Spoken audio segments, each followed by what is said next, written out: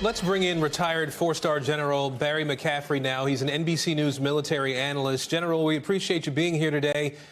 Can you first just give us your assessment of Putin's military actions, the strategy as we've seen so far? Yeah, well, poor Ukraine. I mean, it's going to be a massive 90-day campaign. Putin's going to seize the entire country. It's going to get reintegrated into Mother Russia. The military aspect of this, the opening moves have been extremely restrained. I've been surprised. This was not shock and awe.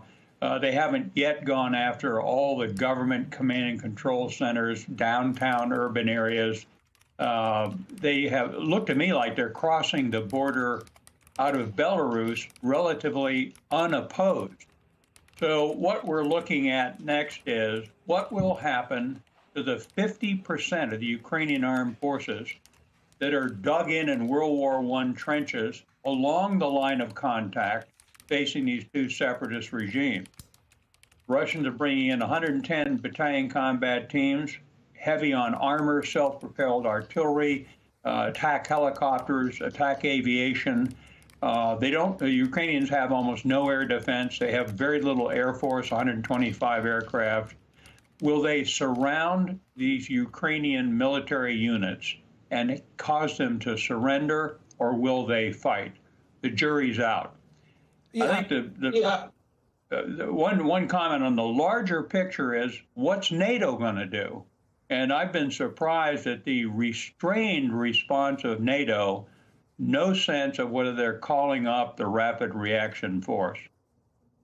Well, let me ask you about the restraint you've articulated on both the Russian side and on the NATO side. First, with the Russians, it appears that as though there's been sort of a surgical effort on the part of the Russians, right? You've suggested that they haven't done this shock and awe campaign. We've seen reports about the Ukrainian Navy installation on an island having been taken by the Russians. We're now seeing reports about Chernobyl, the power plant now having been taken by Russians. But there hasn't been a massive onslaught, if you will, of military might that we know Russia is capable of. What then do you think is the goal here? The Russians have said they're not looking to occupy. And so based on what you've seen so far, what do you think the end game is for Russia? The occupation of Ukraine from right on out to the Polish border, no question. It'll come out in political phases as Putin advances the next argument.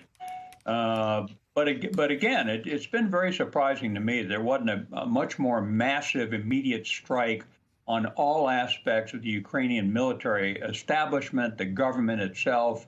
It doesn't look like GRU Spetsnaz agents are carrying out active operations in Kyiv and the other major cities.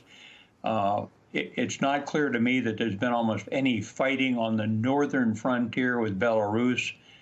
Again, it's unmistakable, though, that this is an air, ground, sea campaign employing significant modernized Russian military forces. Putin told us this was what he's going to do, and that's what's happening. A lot of commentary about air raid sirens, and, you know, this isn't London 1941. These are precision strike missiles. If you're in the abandoned U.S. embassy, you're not going to be hit by a missile unless it's a mistake. They're not going to carpet bomb the city. I'd be surprised if there's any sense of active, massive armed resistance. Zelensky said he's going to arm civilians and pass out guns. What a terrible thing to do, to have women and civilians in, civilian clothing shooting at Russian forces. Not a good idea. But, so, General, we'll see. If I may, and I understand the point that you're making, but we've been talking to your colleagues, folks who are well versed in how these things work. You've made a point that NATO has been restrained in its response. What can be done short of the Ukrainians going this alone? If the U.S. is not going to send in troops and NATO is not going to send in troops, what else could happen other than to Ukraine to try to figure out every possible way to stand up a fight against the Russians for as long as is possible? Yeah, well, that's it. I mean, there won't be, for example, I listened to somebody talking about, can we give them an air defense capability at this time? The airspace is off limits. We're not going to go in there and fight the Russian Air Force. to gain landing rights to fly in more ammunition. There won't be big cross-border convoys of military supplies. What we are doing in an asymmetric sense is trying to use economic sanctions against Russia. They will bite in over the course of time, a year, let's say. His only real vulnerability is oil. He's got a lot of nukes and a lot of oil. Are we going to make an effort to restart U.S. fracking and tell the Saudis you got to disregard OPEC guidelines and increase production? Oil's at $105 a barrel. That's good for Mr. Putin. And by the way, he's got willing customers in China.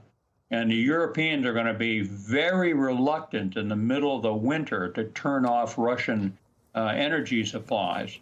So Ukraine's on its own. We're going to shore up the other NATO nations with symbolic tripwire presence.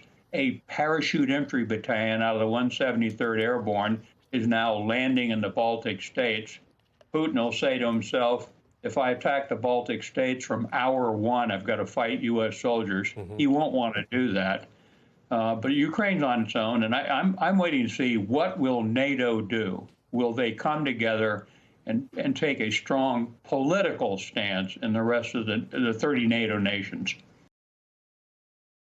Thanks for watching our YouTube channel. Follow today's top stories and breaking news by downloading the NBC News app.